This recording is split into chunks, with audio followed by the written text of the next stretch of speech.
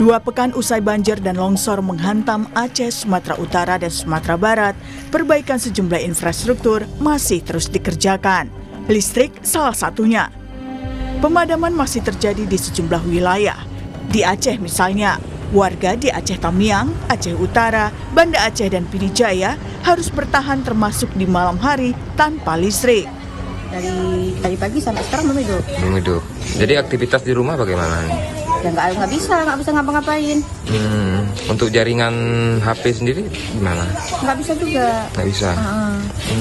Jadi kalau Harapnya ada lampu, biar kita semua berkegiatan seperti biasa kan.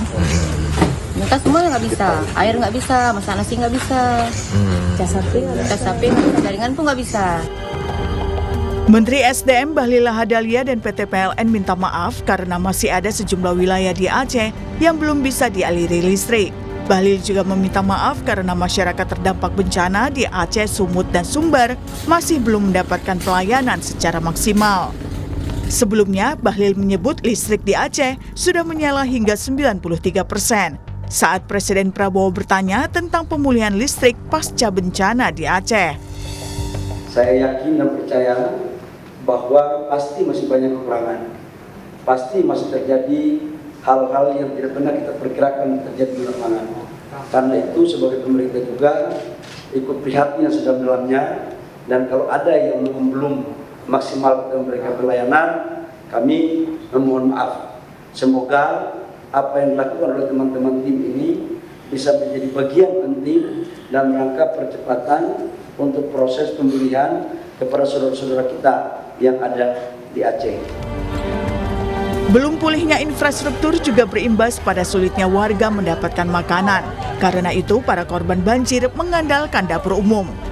Di Desa Blangperia, Kecamatan Samudra Aceh Utara misalnya, dapur umum didirikan untuk menyediakan makanan 3 kali sehari bagi warga terdampak. Akses penghubung seperti jembatan juga menjadi hal yang begitu penting. Jembatan darurat di Garoga, Batang Toru, Tapanuli Selatan misalnya. Jembatan ini menghubungkan Tapanuli Selatan dan Tapanuli Tengah, namun terputus karena banjir bandang yang menerjang 2 pekan lalu. Jembatan darurat sempat dibangun, namun kembali putus dan hanyut karena air sungai meluap akibat hujan deras yang kembali turun.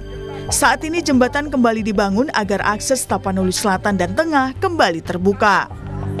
Sementara itu, Menko Bidang Infrastruktur dan Pembangunan Kewilayahan, Agus Harimurti Yudhoyono bilang, pemerintah terus mempercepat pemulihan infrastruktur pasca bencana di Sumatera Utara, Sumatera Barat, dan Aceh.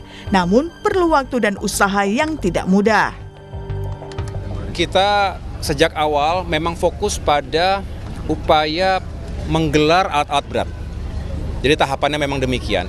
Dan itu tidak mudah, karena untuk menggeser alat-alat berat itu juga dibutuhkan jalur yang baik dan aman.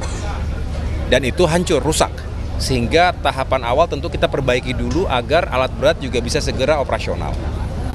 Nah, beberapa yang sedang bisa kita kerjakan adalah untuk secara temporer, sementara dulu menghubungkan titik-titik, tetapi untuk membangun kembali yang lebih permanen memang membutuhkan waktu. Jadi kami juga tidak ingin berlama-lama, kita pasti akan percepat itu. Saya ingin memastikan ada percepatan-percepatan, tapi juga bukan sembarangan. Percepatan perbaikan infrastruktur memang sangat dibutuhkan saat ini.